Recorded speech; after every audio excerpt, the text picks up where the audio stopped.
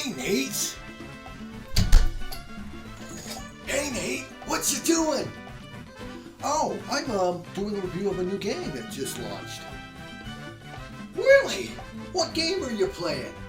Well, I don't want to tell you it, but I'll give you some clues and you can try to guess the game, okay? Okay, sure. Give me a clue. Maybe I might get it. Here's your first clue. Hey, SpongeBob! Hey, he puts the lotion on the skin, or you'll get the holes again, SpongeBob! Hey, make me money, you bastard! Hey, Oh, no, I didn't get it. Give me another clue. No, you can't figure that out? Okay, I can give you another clue. Oh, here you go.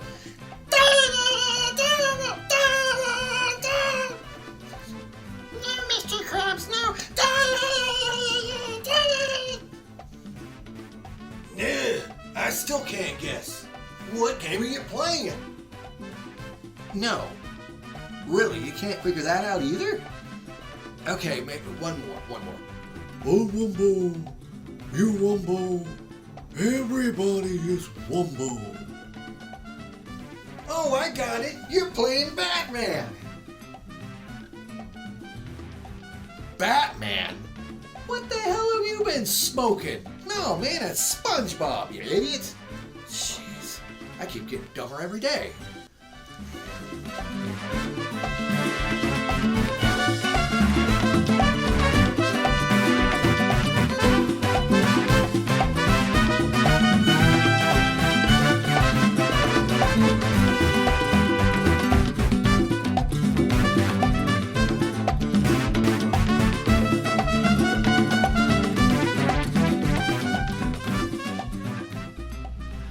Hello everybody, it's me Nate, aka Devil Dog, and I'm back with another game review. This time I'm reviewing SpongeBob SquarePants Quantum Shake.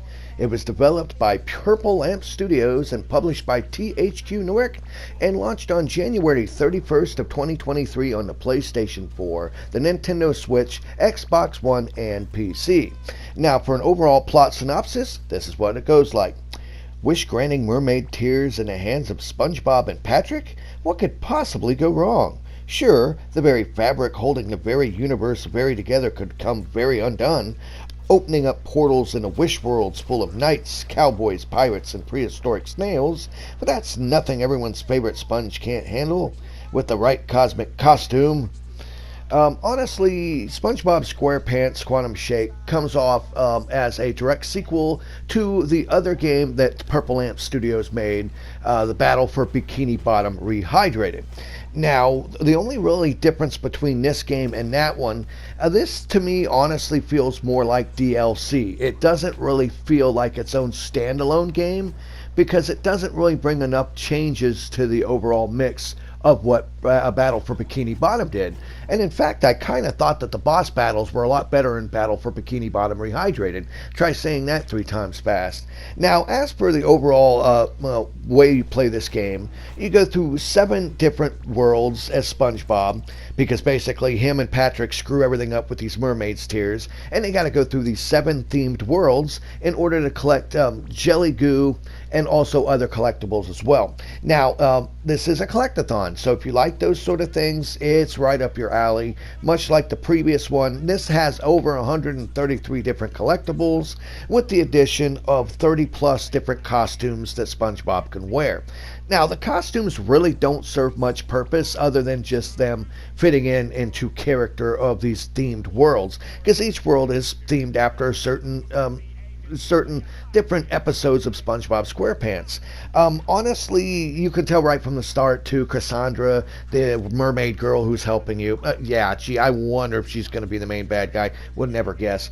Now, other than the first game, Battle for Bikini Bottom Rehydrated, this only adds a couple new moves. You still have all your original moves returning, but now you have the addition of a sideways dodge roll. You also have a pizza box glide that you use to travel a little bit farther distances. And as you progress through each level, you unlock other different moves as well. Like you do have the karate kick and some other stuff as well. So it does mix it up a bit, but it doesn't really add much to it.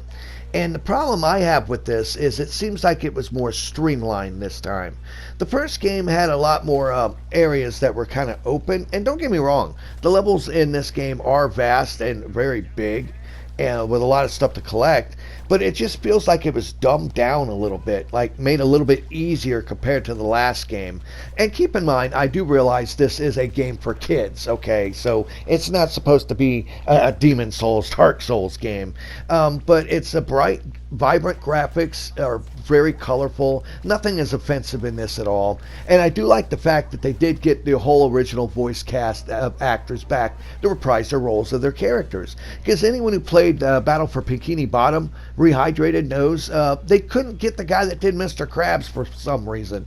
I don't know, so they got like Odd Lot Mr. Krabs, which it just didn't sound right. But this time, fortunately, all the people returned. The graphics, though, are kind of odd. They remind me of the CGI versions of the characters, not really the animated characters. So that's a little off-putting at first, but their texture work, the animation is actually very well done, and it is a fun game to play as long as you like collecting things. Now, if you're expecting anything different drastically from Battle for Bikini Bottom Rehydrated, don't. Now, if you were a fan of that game and you enjoyed it, then I could say you could pick this up and play it and enjoy it as well. But if you didn't really care for that because you thought it was too mundane and boring and didn't have enough variety to it, while this does throw in a couple new things here and there, it's basically the same game. That's why I'm saying, to me, it feels more like DLC than its own standalone game, even though the game size is pretty large. Because at the 7 worlds, the 133 collectibles, the 30 plus costumes you get, this game will take you about maybe 10 hours or so to beat it. So it's not a super long game. It doesn't really overstay its welcome. And, it's a collectathon, so if you want to collect everything, you really kind of don't have to. All you have to do is the main parts of each mission to progress the story as you go through. But it is nice to see these characters in different outfits, different voices. You got Squidward being the director. You got Mr. Crab being the evil, cantankerous country guy. And honestly, it's charming. It's fun. I think it plays a little better than Battle for Bikini Bottom Rehydrated. The controls feel a little bit tighter. It's not as loose, especially on the jumps. You can control them. Though I've always had a problem with seeing where SpongeBob is going to land. His shadow is still hard to tell where he's going to be, and there was a lot of times I missed a jump because I just couldn't see where he was actually going to land. They never really kind of fixed that. But other than that, it's pretty much the same game as last time, just with some new worlds that you go through. The ideas of the enemies that you fight are pretty much the same. I mean, yes, instead of them being like, aliens now, I think they are. They're like blob, goo aliens. Instead of last time it was the computer that Plankton made started spitting them out. But honestly, for what it is, I say you can't really go wrong.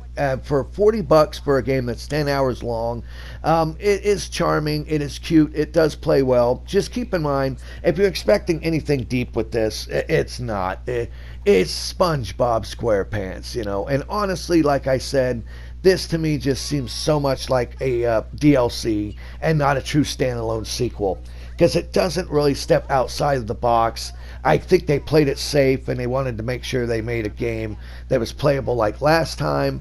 And since they already had a working game engine and everything, it gave Purple Lamp Studios the chance to pretty much go ahead and make a more visually solid game. Though the load times are kind of bad, honestly.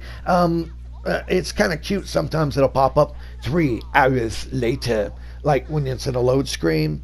But honestly, other than the load times and some other issues I have with it, it's not a bad title. It really isn't. I could definitely say if you have little ones that love SpongeBob, go ahead and pick it up for them. It's worth them to play it, to keep them out of your hair for a while.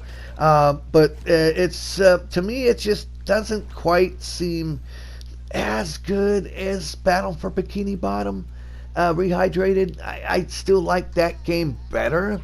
And I don't know why. It's just something about it. It has an original story to it and everything. It's too much of the same with not enough new additions to make it really a true sequel.